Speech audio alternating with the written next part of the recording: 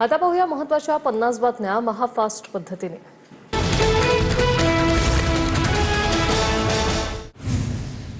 महाराष्ट्राच्या राजकारणात मुख्यमंत्री फडणवीसांच्या नावावर नवा विक्रम। मुख्यमंत्री पदाच्या कार्यकाळाबाबत फडणवीसांनी शरद पवारांना मागे टाकलं। सर्वाधिक काळ मुख्यमंत्री राहिलेल्या नेत्यांमध्ये फडणवीस आता तिसऱ्या क्रमांकावर। उद्धव ठाकरेंची आज पत्रकार परिषद। दुपारी 12:30 वाजता मातोश्रीवर होणार पत्रकार परिषद। कोणत्या मुद्द्यांवर माध्यमांशी संवाद साधणार याकडे लक्ष। नागपूरमधील ठाकरेंच्या रामरक्षा पठणावरून राजकीय वातावरण तापण्याची शक्यता। मुख्यमंत्री फडणवीस आजीवन सदस्य असलेल्या मंदिराची रामरक्षा पठणासाठी निवड। दरवर्षी मुख्यमंत्री या मंदिरात दर्शनासाठी येतात आणि रामनवमीच्या शोभायात्रेत सहभागी देखील होतात। डोंबिवली मारहाण प्रकरणातील आरोपी रमेश म्हात्रेसह इतर 3 आरोपींना न्यायालयात हजर करणार। पोलीस कोठडी संपत असल्याने आरोपींना कोर्टासमोर हजर करणार। डोंबिवलीच्या शास्त्रीनगर रुग्णालयातील डॉक्टर मारहाण प्रकरणावरून डोंबिवलीत मनसे भाजप आमनेसामने। मारहाण करणारा रमेश म्हात्रे आमच्याच परिवारातला, त्याला समज देणार। मनसेच्या आरोपानंतर भाजपचे जिल्हाध्यक्ष नंदू परब आक्रमक। मुंबईच्या पायधुनी परिसरात 7 वर्षीय मुलीवर लैंगिक अत्याचार, आरोपी वॉचमॅन पोलिसांच्या ताब्यात। संतप्त नागरिकांकडून पायधुनी पोलीस ठाण्याबाहेर गर्दी, आरोपीवर कठोर कारवाईसाठी नागरिकांकडून रास्ता रोको। पायधुनीतील अत्याचार प्रकरणी नराधम वॉचमॅनलाच कोर्टात हजर करणार। मुंबई सत्र न्यायालयातील विशेष पॉक्सो कोर्टात सुनावणी होणार। आरोपीविरोधात इतर काही गुन्हे आहेत का, पोलिसांकडून तपास सुरू।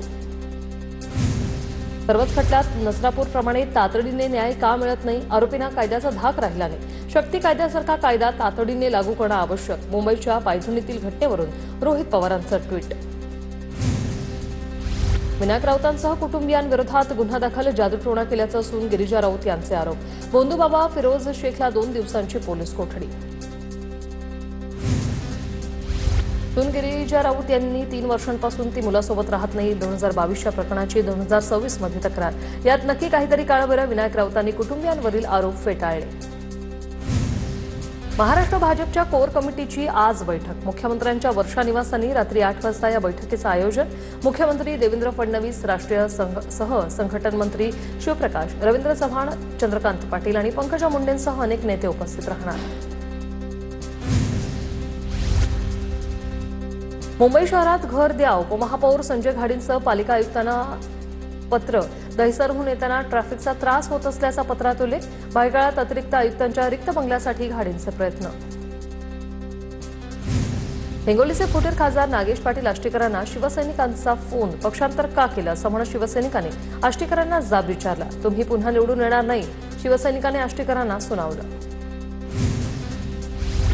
लाडकी बहीण योजनेला नवा फटका। 92 लाख महिलांची नावं लाडकी बहीण योजनेतून वगळली। सुमारे 38% महिलांची नावं लाडकी बहीण योजनेतून कमी। बीड जिल्ह्यातून सर्वाधिक 28 लाख महिलांना वगळलं। तपासादरम्यान 14,000 पुरुषांनी या योजनेचा लाभ घेण्याचा प्रयत्न केल्याचं उघड। चंद्रपूरच्या वडेट्टीवार गटाच्या नगरसेवकांची आज ओळख परेड। विभागीय आयुक्त विजयालक्ष्मी बिद्री यांच्या समोर ओळख परेड होणार। चंद्रपूर महापालिकेतील अधिकृत गटनेता कोण, निकाल प्रलंबित। ठाकरेंच्या शिवसेनेच्या नगरसेवकांची आज ओळख परेड। गोंदिया जिल्ह्यात काँग्रेसला मोठा राजकीय धक्का बसण्याची शक्यता। जिल्हा परिषद सदस्य संदीप भाटिया यांच्यासह काही पदाधिकाऱ्यांच्या भाजपमध्ये प्रवेशाच्या चर्चा, अधिकृत घोषणा अद्याप झालेली नाही। ताज हॉटेलला धमकीचा फोन, तुर्भे परिसरातून आल्याचं उघड। दक्षिण मुंबईतील हॉटेल ताजमध्ये बॉम्ब ठेवल्याच्या धमकीचा फोन। दाऊदने हॉटेल ताजमध्ये बॉम्ब ठेवला असं पोलिसांना सांगण्यात आलं होतं। भायखळ्यात मोहरम मिरवणुकीत विषारी गोळ्यांचं वाटप प्रकरणाची बातमी। आरोपीच्या मोबाईलमध्ये संशयास्पद ईमेल सापडले। मोहरम मिरवणुकीत घातपात करण्याचा प्रयत्न असल्याचं या तपासणीतून उघड। आरोपी फैयाज प्रेमजीच्या मोबाईलमधून ते उघड झाले।